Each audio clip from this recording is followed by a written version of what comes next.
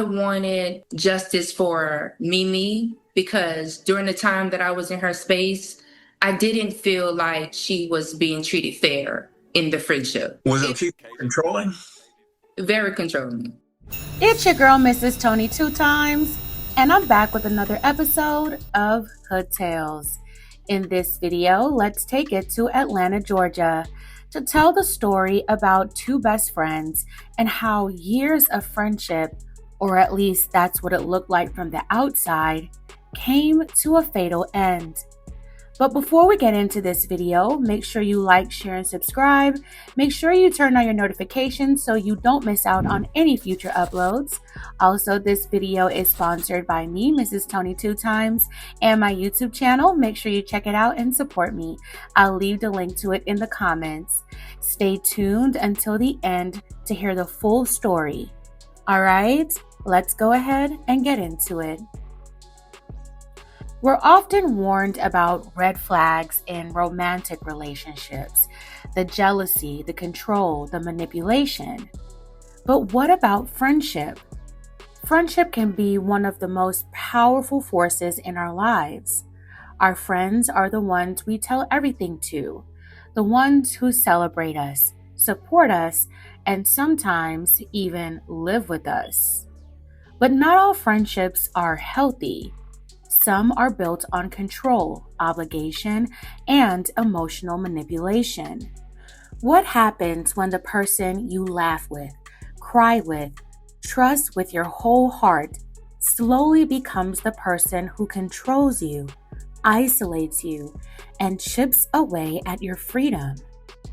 Today's story is about Shameria Jaleesa Mimi Fletcher, a beautiful soul full of love and light, who thought she had a best friend for life, O'Keisha Moray Mo Range.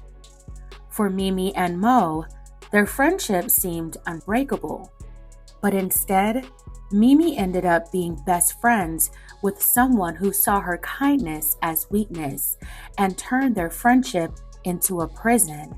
And sadly, Mimi didn't realize how deep she was in until it was too late.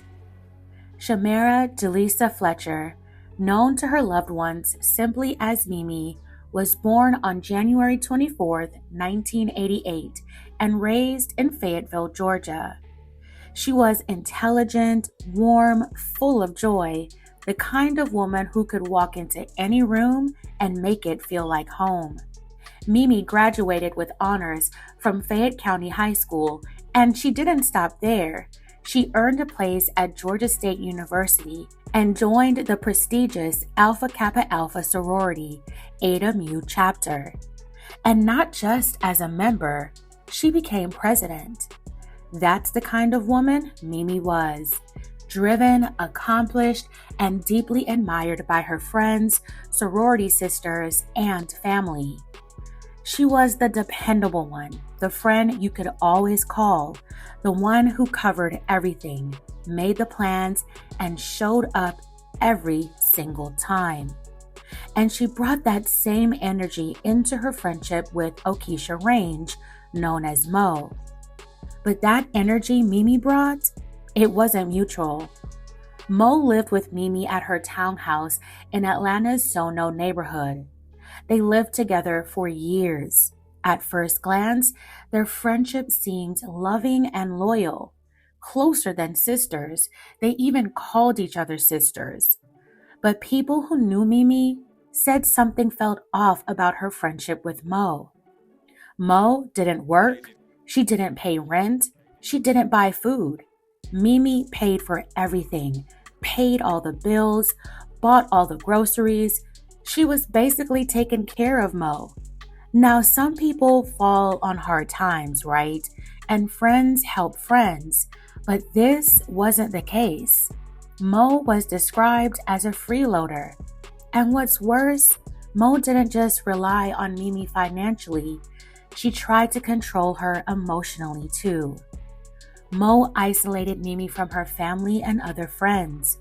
Mo would also fake illnesses to get all of Mimi's attention, to draw sympathy from her and others. She manipulated situations to keep Mimi at home. A mutual friend who lived with both women witnessed it firsthand. She said Mimi wasn't being treated fairly, that Mo was very controlling. They said Mo had a stronghold on Mimi's life, figuratively at first and then literally. Just like a scornful partner, Mo used emotional dependency to keep Mimi under her thumb. Mimi gave and gave until she had nothing left to give. She became exhausted in her friendship with Mo. Mimi was drained financially, emotionally, and physically. The world doesn't always recognize toxic friendships. There's no hotline for my best friend is manipulating me. We don't talk about it enough, but we should, because the danger is real. And in Mo and Mimi's friendship, things were about to get real dangerous. After years of dealing with Mo's manipulative and controlling antics, Mimi had finally made plans for a vacation, a getaway, something she had missed out on before, likely due to Mo's guilt trips and control. This time, Mimi wasn't asking for Mo's permission. She was just going, and that ended up being the final trigger. When Mo found out, she couldn't take it. She hated the fact that Mimi had planned this trip without her, and she wouldn't be going with her. On March 2nd, 2023, at Mimi's condo, things came to a head, and the roommates and once best friends got into a heated argument. Somehow, the argument escalated into Mo putting her hands on Mimi. Police responded to reports of a person down, and when they arrived at the 400 block of Piedmont Avenue, they found 34-year-old Shameria Mimi Fletcher lying lifeless in her home. She was pronounced gone at the scene. Shortly after, police arrested Mimi's roommate and best friend, O'Keisha Mo Range. When she was interviewed by police on 2 separate occasions, Mo faked seizures. She was then asked about her relationship with Mimi and how things escalated to Mimi losing her life. Mo would later claim that on the day Mimi lost her life, it was just play fighting. She said she kicked Mimi and Mimi was fine and talking afterward. But the autopsy told a different story. Mimi had contusions from head to toe. She had been beaten up, and then she was choked, which caused her to pass away. This wasn't a play fight. This was a brutal and deliberate attack. Mo was charged with Mimi slaying. During Mo's trial, prosecutors described Mo as a woman obsessed with control. They said she manipulated everyone, including police, faking seizures during interviews, just like she'd done with Mimi. This wasn't a moment of rage. This was the result of years of control and dependency masquerading as friendship.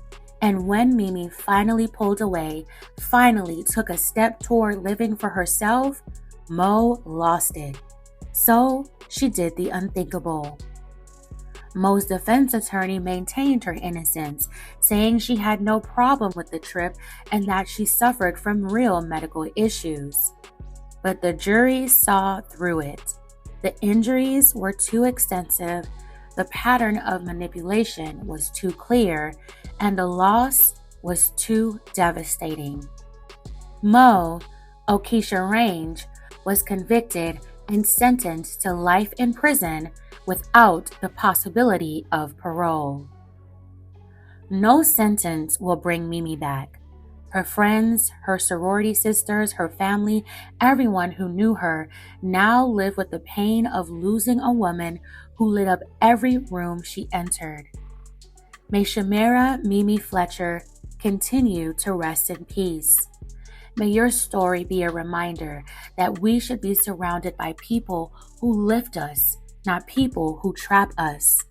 That even friendships can turn toxic, and when they do, we must be strong enough and willing to walk away. Mimi didn't deserve this at all. To have had a friend like her would have been a blessing to others who cherish friendships. Some people are just evil. Mo didn't deserve Mimi as a best friend. Nothing but a user. Mimi was a vibrant, loving woman with everything ahead of her, who was silently and slowly being controlled by someone she once called her best friend. Her light was dimmed by someone who couldn't stand to see her shine without them.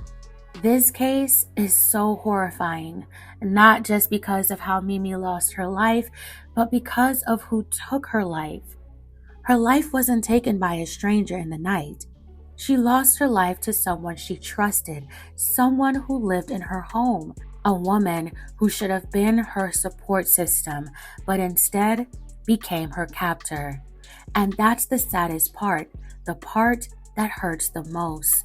The betrayal, the silence, the slow, steady erasing of who Mimi was, until she had nowhere left to turn. If you or someone you love is feeling isolated, manipulated, or controlled, even by someone who claims to love you, please speak up. Real friendship doesn't cage you, it lifts you up. And real love never hurts. Again, may Mimi's soul continue to rest in peace. Your memory lives on in every heart you touched. Fam, tell me your thoughts on this tragic story. Have you ever experienced a toxic friendship that had gone too far? How were you able to walk away? And how did it impact you afterwards? Let me know in the comments below. Alright fam, that's it for this episode of Hood Tales. Thank you so much for watching.